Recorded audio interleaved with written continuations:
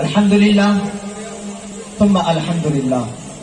أما بعد فأعوذ بالله من الشيطان الرجيم. بسم الله الرحمن الرحيم.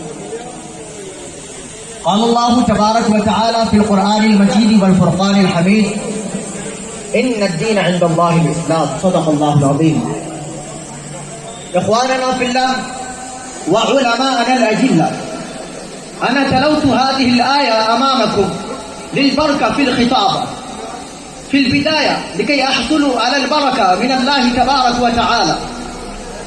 ولكن الآن محوري المنتخب وهو عملية الصهيونية في بلدان المسلمين، يعني بأي أعمال يقومون اليهود في بلدان المسلمين. فإن شاء الله أنا أبين أمامكم تلك العملية القبيحة من جانب الصهيونية. إخواننا في الله، هناك دولة لليهوديين اسمه إسرائيل. هل أنتم تعرفون يا إخواننا في الله بأي عملية يقوم اليهود هناك من الإسرائيل، وهم ينسفون القنابل، ينسفون المساجد بالقنابل في إيران يا إخواننا في الله، في فلسطين، ليس في إيران، في فلسطين. وهم ينسفون المساجد هناك بالقنابل ويقذفون هناك. وأيضا يا إخواننا في الله وهم يلقون الرصاص على الناس حيث يشاء. يا إخواننا في الله وعلماءنا الأجلة، هناك عملية قبيحة جدا عديدة لليهوديين في بلدان المسلمين. خاصة أنا أبين أمامكم عن عملية الصهيونية في بلدان المسلمين في بلد فلسطين، في بلدان من فلسطين. يا إخواننا في الله، أولا استهدفوا اليهود أن يقبضوا على فلسطين وعلى بيت المقدس. لذلك كانوا يقتلون الناس عشوائيا بغير أي تفكر، لأن كان هدفهم أن يقبضوا على فلسطين وعلى بيت المقدس. فيا إخواننا في الله، كيف فازوا على هذا؟ أنا أبين أمامكم هذا الأمر. كان هناك يا إخواننا في الله ملكا اسمه عبد الحميد، كان سلطانا لخلافة العثمانية. هناك يد أيضا لانهدام خلافة العثمانية، يد اليهود أيضا يا إخواننا في الله.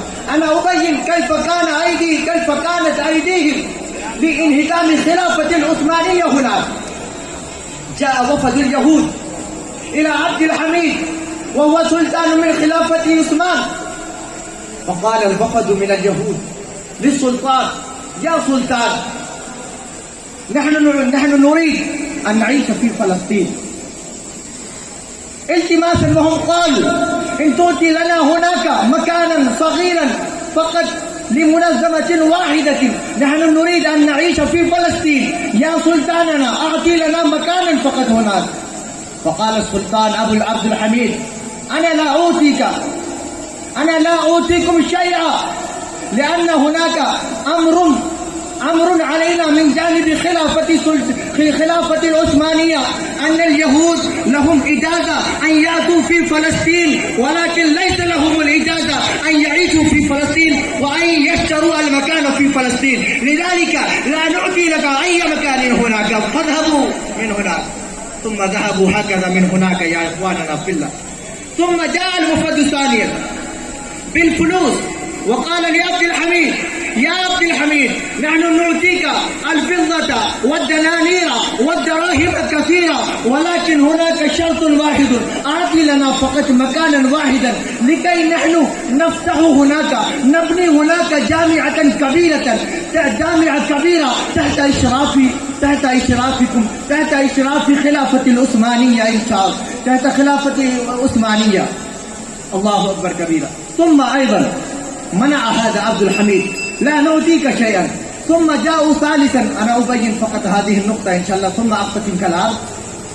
ثم جاءوا ثالثا فقالوا التماسا: يا عبد الحميد، نحن نريد، إن تريد أن تأخذ منا كثيرا من الفلوس كيف تشاء نحن نؤتيك جميع الأشياء لكن آتي لنا هناك فقط مكانا.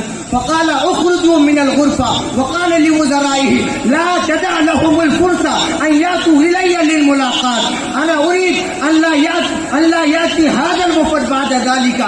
أنا أريد هكذا لا تعطوا لهم الفرصة. ثم ذهبوا هذا يا إخواننا في الله. ثم جاءوا هناك كثيرا من السلاطين القبيحون كيف مصطفى أتاتورك أنتم تعرفون اسمه. ثم جاء هذا الوفد بعد سلطنة هذا عبد الحميد فهو أعطى المكان وأخذ الفلوس وأعطى للاشتراء جميع المكان.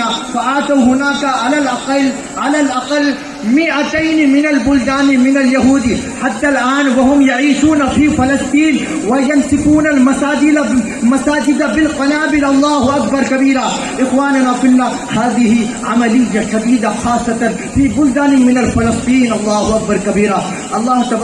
الله يوفقنا أن نعيش تحت إشراف ديننا. الآن أختتم كلامي بهذا الكلام. أوصيكم بالدعاء. السلام عليكم ورحمة الله تعالى وبركاته. الله أكبر.